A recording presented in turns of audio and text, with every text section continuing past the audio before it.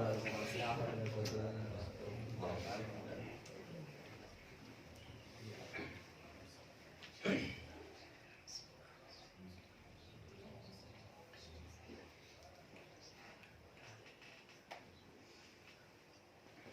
حول ولا قوة إلا بالله العلي العظيم.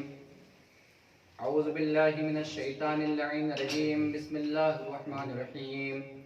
الحمد لله الذي لا يبلغ مدحته القائلون ولا يحصي نعماءه العادون ولا يعدي حقه المجتهدون، الذي لا يدركه بعد الهمم ولا يناله غوث الفتن، الذي ليس لصفته حد محدود ولا نعت موجود ولا وقت معدود ولا أجل ممدود، فطر الخلائق بقدرته ونشر الرياح برحمته ووتد بالسحور ميدان أرضه، مولانا ومولى الثقلين جد الحسن والحسين بالقاسم محمد.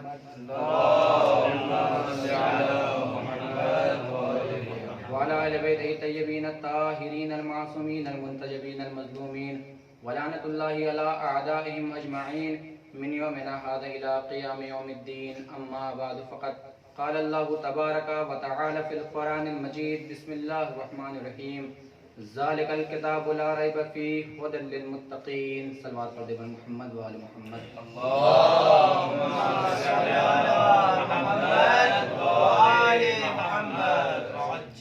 معزز سامعین اکرام، برادران ایمان،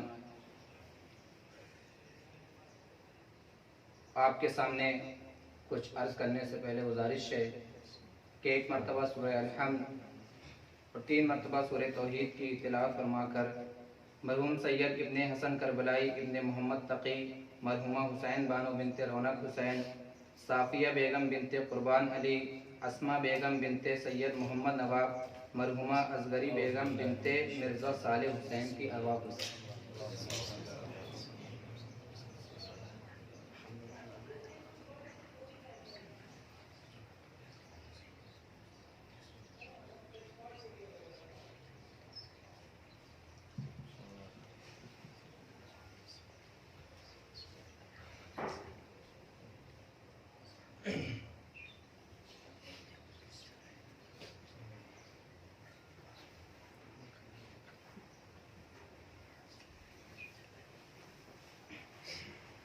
صلوات پڑھتے پر محمد و آل محمد. اللهم صل على محمد وآل محمد. عزیزان محترم، وقت بہت کم ہے. اس کم وقت میں چند باتیں آپ کے سامنے پیش کرنی ہیں. ماشاءاللہ سے کل آپ نے کربلا معلی میں اعمال شب قدر انجام دیے. خدا سب کی عبادات طاعت کو قبول فرمائے. اور یہی وہ مبارک شب تھی کہ جس میں پروردگار عالم نے قرآن مجید جیسی عظیم کتاب کو نازل کیا اور ارشاد فرمایا: ذالک الکتاب لا ریب فیہ، کہ یہ وہ کتاب ہے کہ جس میں شک و شبہے کی گنجائش نہیں ہے. ہدی للمتقین، اور متقین کے لیے یہ ہدایت ہے. عزیزان محترم، جتنے بھی دین ہیں، جتنی بھی امتیں ہیں، جتنے بھی مذہب ہیں اور جتنی بھی کتابیں نازل ہوئیں، ان سب میں تبدیلی واقع ہو گئی. زمانے کے گزرنے کے ساتھ ساتھ لوگوں نے انہیں مٹا ڈالا، وہ کتابیں منسوخ کر دی گئیں. لیکن قرآن کریم ایک ایسی کتاب ہے کہ جس کا نہ ایک حرف بدلا، نہ ایک لفظ بدلا، نہ کوئی کیفیت بدلی، بلکہ جیسے قرآن نازل ہوا تھا ویسے ہی آج تک باقی ہے. کیوں نہ باقی رہے؟ کیونکہ خدا نے کہا: اِنَّا نَحْنُ نَزَّلْنَا الذِّكْرَ وَإِنَّا لَهُ لَحَافِظُونَ، کہ ہم نے قرآن کو نازل کیا ہے اور ہم ہی اس کی حفاظت کرنے والے ہیں. اب جب دشمنان نے یہ دیکھا کہ مسلمانوں کا دین سچا ہے، ان کی شریعت سچی ہے، ان کی کتاب بھی سچی ہے، تو دشمنان پریشان ہو گئے اور احساس کمتری کا شکار ہو کر شرمندگی محسوس کرنے لگے اور یہ کہنے لگے کہ آخر قرآن میں کوئی نہ کوئی شبہات پیدا کیے جانا چاہیے. جب مسلمانوں کو سربلند دیکھا تو یہودیت پریشان ہو گئی، عیسائیت لرزنے لگی اور یہ اشکال کرنے لگے کہ توریت بھی اللہ کی کتاب ہے، انجیل بھی اللہ کی کتاب ہے، زبور بھی اللہ کی کتاب ہے۔ جب ان میں تبدیلی واقع ہو سکتی ہے تو آخر قرآن میں تبدیلی کیوں نہیں واقع ہو سکتی؟ لہٰذا ان لوگوں نے یہ تدبیریں شروع کر دی کہ قرآن میں بھی اختلاف کیا جائے، قرآن میں بھی شبہہ پیدا کیا جائے۔ جب انہیں کچھ نہیں ملا تو یہ کہنے لگے کہ قرآن کا دعویٰ یہ ہے کہ قرآن میں کوئی بھی اختلاف نہیں ہے، وَلَوْ كَانَ مِنْ عِنْدِ غَيْرِ اللَّهِ لَوَجَدُوا فِيهِ اخْتِلَافًا كَثِيرًا، کہ اگر غیر خدا کی جانب سے ہوتا تو اس میں بہت اختلاف ہوتے۔ تو قرآن کا دعویٰ یہ ہے کہ قرآن میں کوئی بھی اختلاف نہیں ہے، لیکن ان لوگوں نے یہ کہا کہ قرآن میں اختلاف پایا جاتا ہے۔ کون سا اختلاف؟ کہا قرآن میں 3 جگہ اختلاف ہے۔ کہا کیسے؟ کہا سورہ اسراء آیت نمبر 88 میں خدا ارشاد فرماتا ہے کہ قُلْ لَئِنِ اجْتَمَعَتِ الْإِنسُ وَالْجِنُّ عَلَىٰ أَن يَأْتُوا بِمِثْلِ هَٰذَا الْقُرْآنِ لَا يَأْتُونَ بِمِثْلِهِ۔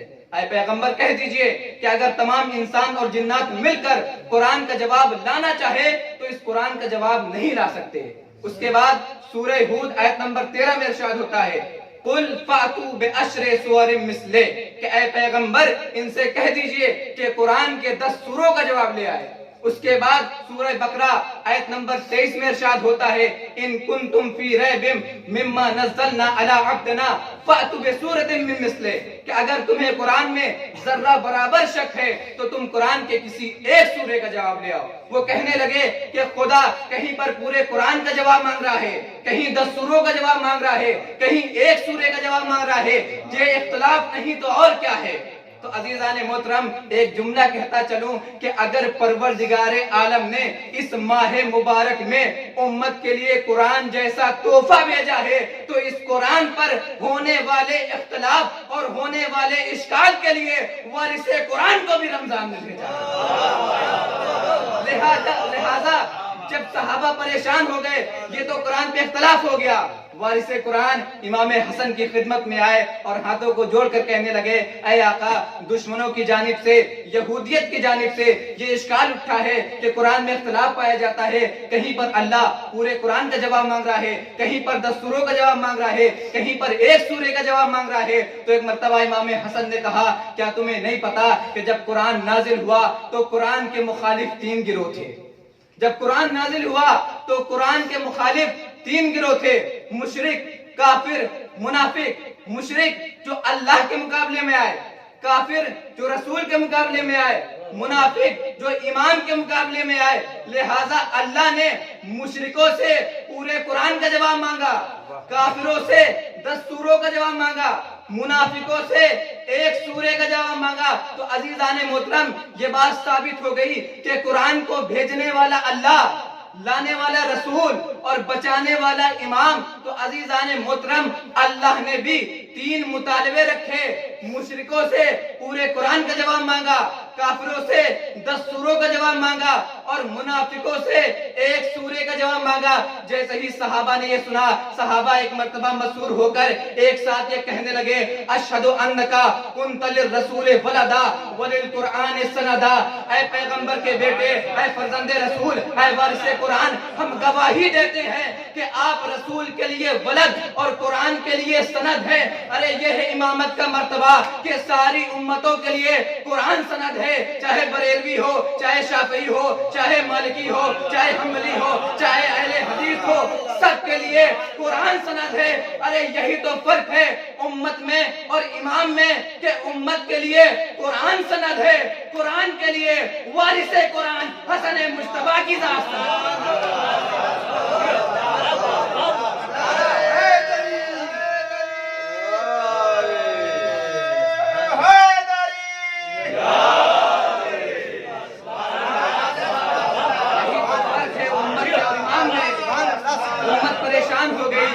اس کو جواب مل نہ سکا تو وارث قرآن کے در پر آئے۔ عزیزان محترم آپ دیکھیں، بہت جلدی عرض کرنا ہے کہ جو صفتیں قرآن میں پائی جاتی ہیں وہی صفتیں وارث قرآن کے بھی اندر پائی جاتی ہیں۔ اگر پروردگار عالم نے تمام علوم کو قرآن میں رکھا ہے تو وارث قرآن کے اندر بھی سارے کمالات، سارے صفات پائے جاتے ہیں۔ کیسے؟ عزیزان محترم، میں نے جب قرآن مجید کی آیات کا مطالعہ کیا تو مطالعہ کرنے کے بعد میں ایک نتیجے پر پہنچا کہ قرآن کریم پوری کی پوری شاعری کی کتاب ہے۔ میں نے کہا قرآن مجید شاعری کی کتاب ہے۔ اب ہسٹری کے جاننے والے ایک صاحب بیٹھے تھے، وہ کہنے لگے مولانا آپ نے کیسے کہہ دیا کہ قرآن شاعری کی کتاب ہے؟ میں نے کہا جی میرے پاس دلیل ہے۔ اب جو شاعر حضرات ہیں، محمد عباس صاحب اور جناب عالم صاحب اور بھی علی حیدر صاحب، وہ جانتے ہیں مجھ سے بہتر کہ شاعری کے کچھ اصول ہوتے ہیں، کچھ قواعد ہوتے ہیں، مسجع، مقفع، ردیف، قافیے، استعارے، کنائے، یہ ساری چیزیں جمع ہو جاتی ہیں تو شاعری بنتی ہے۔ میں نے کہا آپ دیکھیں، میں قرآن کریم کی آیت پڑھتا ہوں، بسم اللہ الرحمن الرحیم، انا اعطیناک الکوثر فصل لربک وانحر ان شانئک هو الابتر۔ کہیں یہ ردیف نہیں ہے، کہیں یہ قافیہ نہیں ہے، میں کہاں سے قرآن پڑھوں؟ الحمدللہ رب العالمین مالک یوم الدین ایاک نعبد و ایاک نستعین، آپ جہاں سے چاہیں قرآن پڑھیں، قل اعوذ رب الناس ملک الناس الہ الناس والتین والزیتون وطور سینین وہذا البلد الامین، جہاں سے قرآن پڑھیں آپ کو یہ لگے گا کہ یہ قرآن شاعری کی کتاب ہے۔ بس میں نے قلم اٹھایا اور لکھنے جا رہا تھا کہ یہ قرآن شاعری کی کتاب ہے۔ ہسٹری کے جاننے والے بیٹھے تھے، کہا مولانا خبردار قرآن پہ آپ نہ لکھیے گا، قرآن ہسٹری تاریخ کی کتاب ہے۔ میں نے کہا آپ کے پاس دلیل ہے؟ کہا ہاں میرے پاس دلیل ہے۔ میں نے کہا دیجئے دلیل۔ کہنے لگے ہسٹری کسے کہتے ہیں؟ پرانی داستانیں، پرانے واقعات۔ انہوں نے کہا سب سے پرانا کون؟ میں نے کہا آدم۔ کہا کہیں اس میں آدم کا ذکر نہیں ہے، کہیں اس میں نوح کا ذکر نہیں ہے، کہیں اس میں ابراہیم کا ذکر نہیں ہے، کہیں اس میں موسیٰ کا ذکر نہیں ہے، کہیں اس میں پیغمبر کا ذکر نہیں ہے، کہیں اس میں امتوں کا ذکر نہیں ہے، لہٰذا یہ قرآن ہسٹری یعنی تاریخ کی کتاب ہو گئی۔ اب میں نے قلم اٹھایا اور میں نے چاہا کہ اس پر لکھوں یہ قرآن کتاب تاریخ ہے۔ وہاں پر ایک وکیل صاحب بیٹھے تھے، وہ کھڑے ہو گئے، کہا مولانا خبردار قرآن پہ کچھ نہ لکھیے۔ میں نے کہا کیوں؟ کہا قرآن قانون کی کتاب ہے، کہا قرآن قانون کی کتاب ہے۔ میں نے کہا آپ کے پاس کوئی دلیل ہے کہ قرآن قانون کی کتاب ہے؟ کہا ہاں میرے پاس دلیل ہے۔ کہا آپ دیکھیں کورٹ میں سب سے زیادہ جو مسئلہ آتا ہے وہ میراث کا آتا ہے، قرآن میں پوری کی پوری میراث کی بحث موجود ہے۔ للذکر مثل حظ الانثیین، کہ مردوں کو عورتوں کے مقابلے میں ڈبل حصہ ملے گا۔ میں نے کہا صرف ایک قانون؟ کہا نہیں اور بھی قانون ہے۔ والوالدات یرضعن اولادہن حولین کاملین، کہ مائیں اپنے بچوں کو 2 سال دودھ پلائیں، تو قرآن میں دودھ پلانے کا بھی قانون ہے، مال بانٹنے کا بھی قانون ہے۔ میں نے کہا بس 2 ہی قانون؟ کہا نہیں، آج کل بنی آدم کے درمیان سب سے بڑا مسئلہ جھگڑے کا ہے۔ قرآن نے کہا الحر بالحر والعبد بالعبد والانثى بالانثى، آزاد کے بدلے آزاد، غلام کے بدلے غلام، عورتوں کے بدلے عورتیں۔ تو عزیزان محترم میں نے قلم اٹھایا اور میں نے چاہا کہ لکھ دوں یہ کتاب قانون کی ہے۔ ایک صاحب بیٹھے تھے، کہا نہیں مولانا آپ قرآن پر کچھ نہ لکھیے، یہ قرآن قصے اور کہانیوں کی کتاب ہے۔ میں نے کہا کیسے؟ کہا قرآن کہہ رہا ہے نحن نقص علیک احسن القصص، سورہ یوسف کے بارے میں خدا نے کہا اے پیغمبر ہم آپ کو بہترین قصے سنانے والے ہیں۔ تو عزیزان محترم میں پریشان ہو گیا، میری سمجھ میں نہیں آیا کہ ایک وقت میں یہ قرآن شاعری بھی ہو گئی، تاریخ بھی ہو گئی، کتاب قانون بھی ہو گئی، کتاب شریعت بھی ہو گئی، اور قرآن نے کہا ہدی للمتقین کہ یہ قرآن متقین کے لیے ہدایت ہے، کتاب ہدایت بھی ہو گئی۔ میری سمجھ میں نہیں آیا کہ ایک وقت میں قرآن میں اتنے سارے کمالات کیسے جمع ہو سکتے ہیں۔ ایک مرتبہ کہنے لگے مولانا آپ ایسا مت کہیے۔ میں نے کہا کیوں؟ کہا اس لیے کہ اگر آپ نے قرآن میں شک کیا تو لوگ آپ پر شک کرنے لگیں گے۔ میں نے کہا کیوں؟ کہا اس لیے کہ یہ قرآن اللہ کی جانب سے نازل ہوا ہے، اس کی مرضی جتنے کمالات چاہے اس میں جمع کر دے۔ تو بس میں نے مسکرا کر کہا اب مجھ سے بھی سنیے، مولا کائنات نے صفین کے موقع پر کہا ھذا قرآن اللہ الصامت وانا ابو الحسن علی القرآن الناطق، کہ یہ قرآن خاموش ہے، میں علی بن ابی طالب بولتا ہوا قرآن ہوں۔ تو میں کہنا چاہوں گا کہ جب خاموش کتاب میں اللہ اتنے سارے کمالات جمع کر سکتا ہے تو علی بولتی ہوئی قرآن ہے،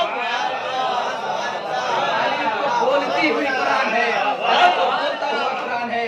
اگر علی کے اندر خدا تمام کمالات و صفات کو جمع کر دے تو پھر تعجب نہ کریے گا. اسی لیے علی کے بارے میں کہا گیا اعلمکم علی اتقاکم علی اشجاکم علی اصحاکم علی, کہ دیکھو تم میں سب سے زیادہ جاننے والا علی, سب سے زیادہ انصاف کرنے والا علی, سب سے زیادہ متقی علی, سب سے زیادہ سخی علی, سب سے زیادہ شجاع علی. ارے میں علی کی کیا بات کروں اے آقا, اگر آپ کے دست پر ذوالفقار بھی آ جائے تو آپ کی لہو کی گرمی اور ہاتھوں کی نرمی ذوالفقار کو بھی اتنی بابصیرت بنا دیتی ہے کہ 70 نسلوں کو دیکھ سکتے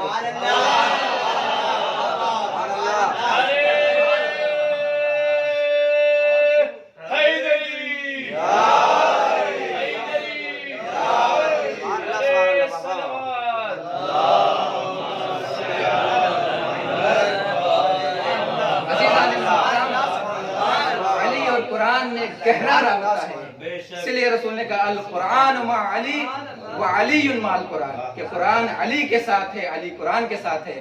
اب ایک جملہ یاد آ رہا ہے تو میں کہتا چلوں کہ علی اور قرآن میں اتنا گہرا رابطہ ہے کہ علی قرآن کے ساتھ ہے, قرآن علی کے ساتھ ہے. تو اگر قرآن بشکل انسان ہوتا تو نام علی ہوتا, اور اگر علی بشکل کتاب ہوتا تو نام قرآن ہوتا. صلوات علی محمد و آل محمد.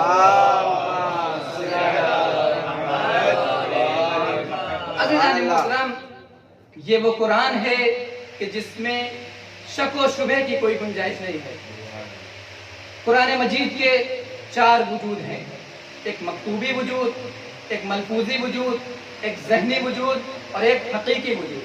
جو قرآن ہمارے پاس لکھا ہوا ہے یہ مکتوبی وجود ہے.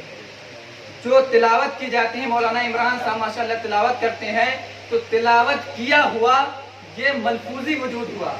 اور حافظان قرآن جو قرآن کو یاد کر لیتے ہیں یہ قرآن کا ذہنی وجود ہوا. قرآن کا مکتوبی وجود, ملفوظی وجود, ذہنی وجود ثابت ہو گیا.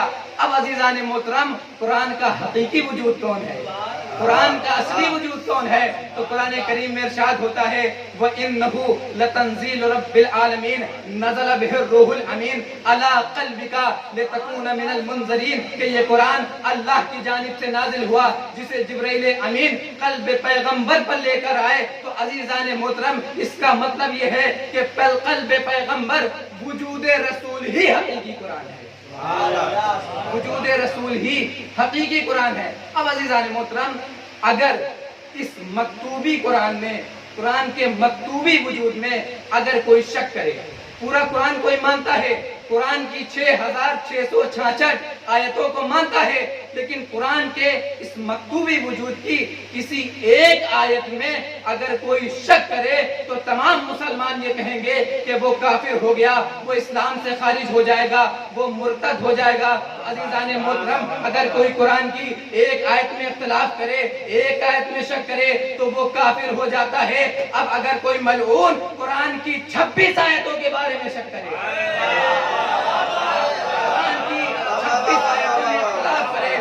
کے بارے میں آپ کیا کہیں گے؟ تو عزیزان محترم, وسیم رشدی لانا وسیم رشدی لانا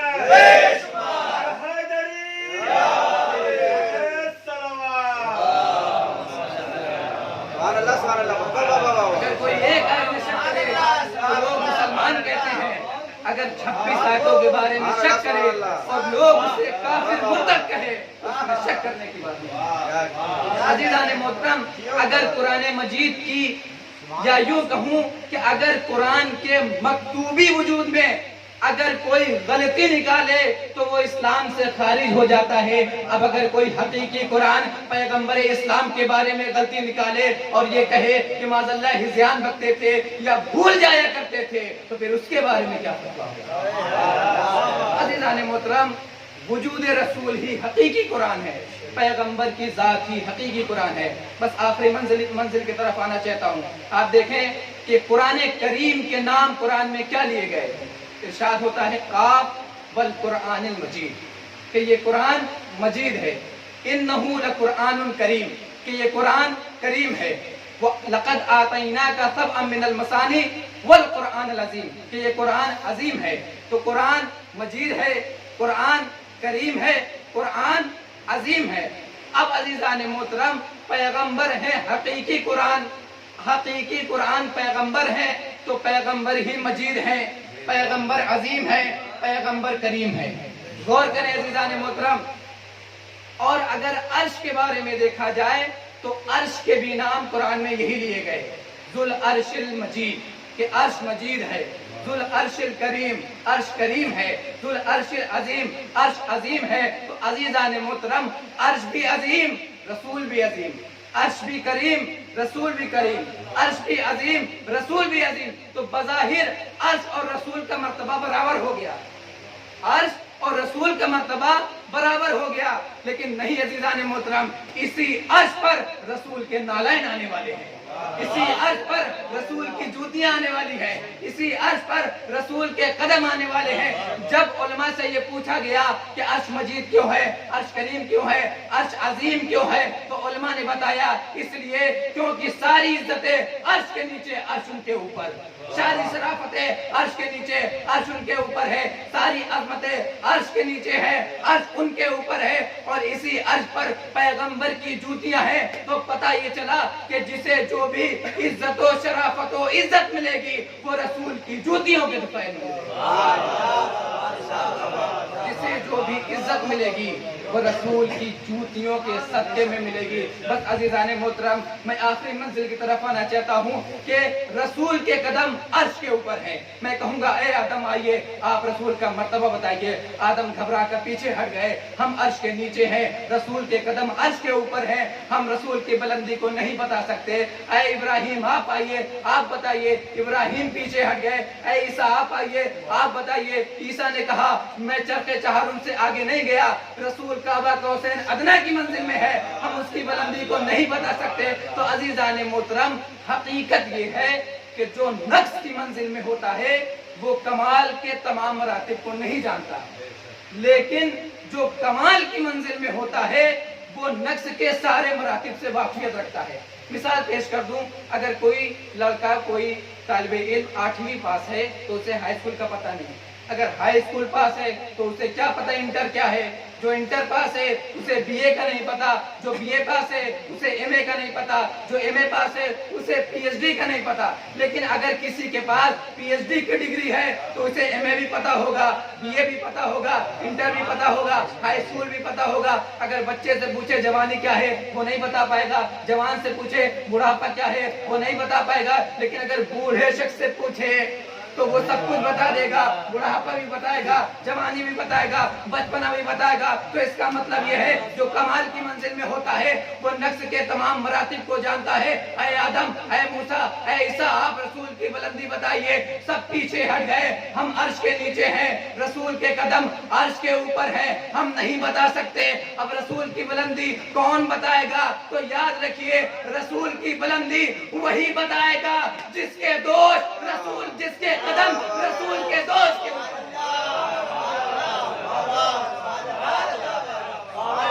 रसूल की बुलंदी वही बताएगा कि जिसके कदम रसूल के दोस्त के ऊपर है। अब आदम से ना पूछिए, इब्राहिम से ना पूछिए, रसूल हकीकी कुरान है, इनके पारों से पूछिए, इनके लहके जिगर से पूछिए, जो नबूवत का टुकड़ा है उनसे पूछिए। और अज़ीज़ान मोहतरम, बात अर्ज कर दो, देखें पूछा उसी से जाता है कि जिनमें बताने की सलाहियत। मिसाल के तौर पर मैं मौलाना अली हैदर साहब क़िबला के पास जाता हूँ और कोई बात पता करता हूँ इनसे, क्यों? क्योंकि इनके पास मैटर है, मालूमात है, बताने की सलाहियत है, लिहाजा मैं इनसे पूछता हूँ। अज़ीज़ान मोहतरम, बात पूछी उससे जाती है कि जिसके पास बताने की सलाहियत हो।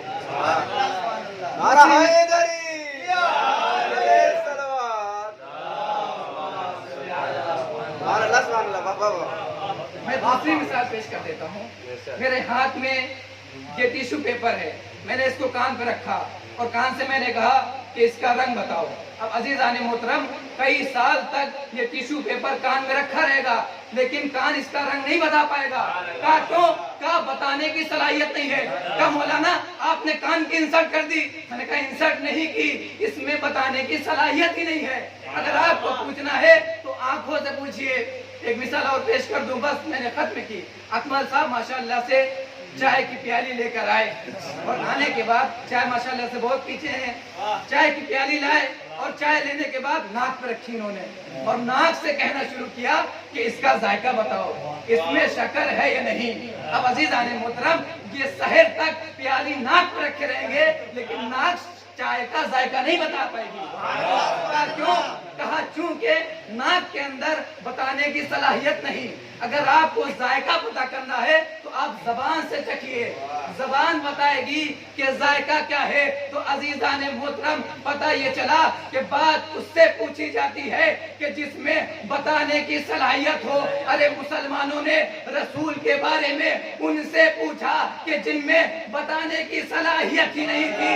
अगर रसूल के बारे में पूछना है तो उससे पूछो जो बाप मदीनतुल इल्म है, जो सुल्तानुल अौलिया है, जो ऐनुल्लाह है, जिसके बारे में रसूल ने कहा या अली अंता अखी व वसी व वारिसी, लहमुका मिन लहमी, दमुका मिन दमी, सिल्मुका सिल्मी, हर्बुका हर्बी।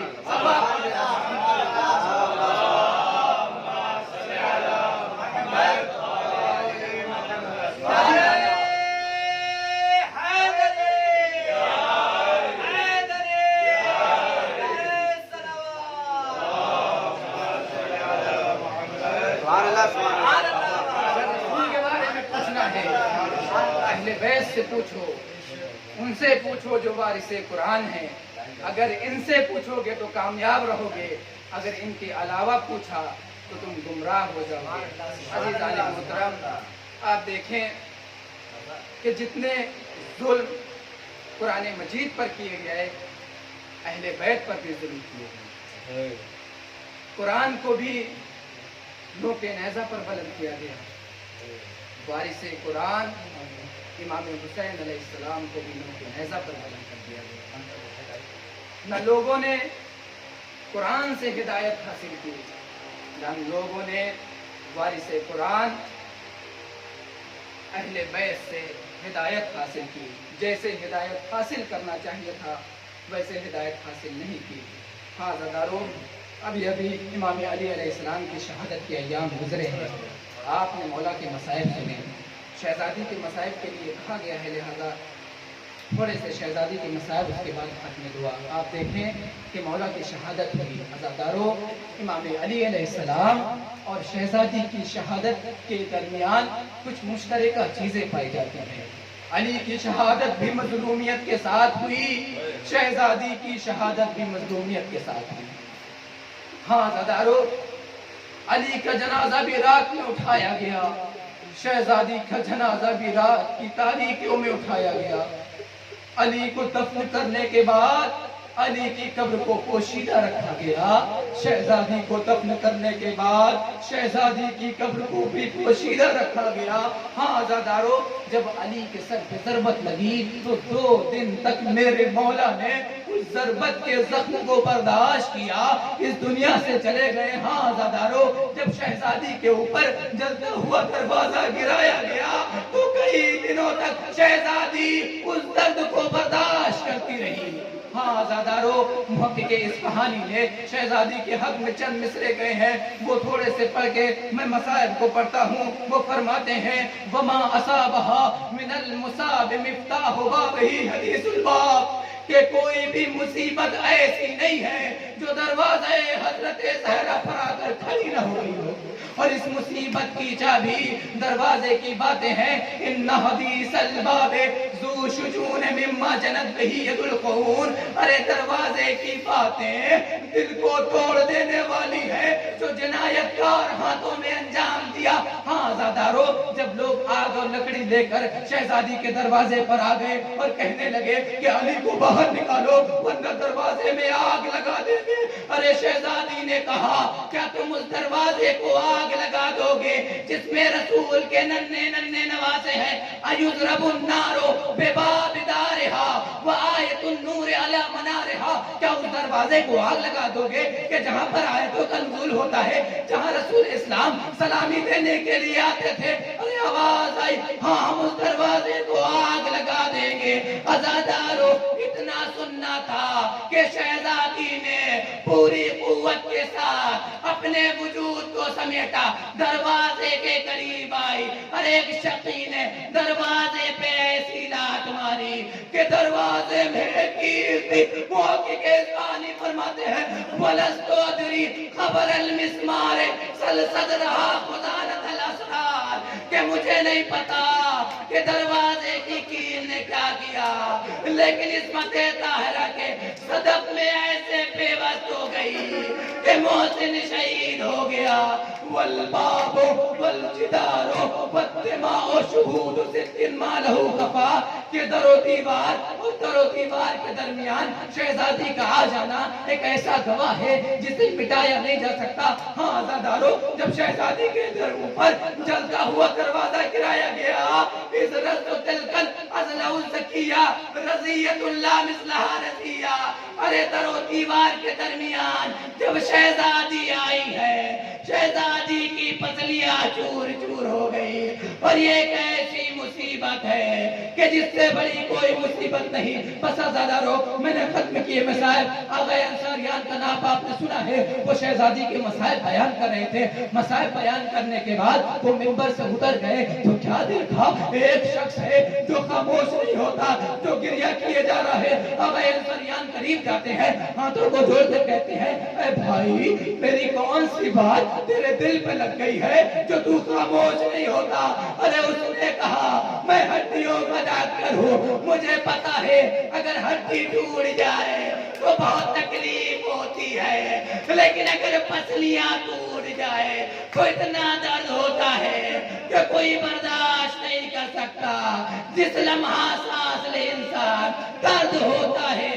ارے مجھے نہیں پتا شہزادی ٹوٹی ہوئی پسلیوں کے ساتھ اتنے دن درد کیسے برداشت کرے۔ اِنَّا لِلَّهِ وَإِنَّا إِلَيْهِ رَاجِعُونَ، رضا بِقَضَائِهِ وَتَسْلِيمًا لِأَمْرِهِ۔ گزارش ہے کہ ایک مرتبہ سورہ الحمد اور 3 مرتبہ سورہ اخلاص کی تلاوت فرما کر جن مرحوم کے سال ثواب کے لیے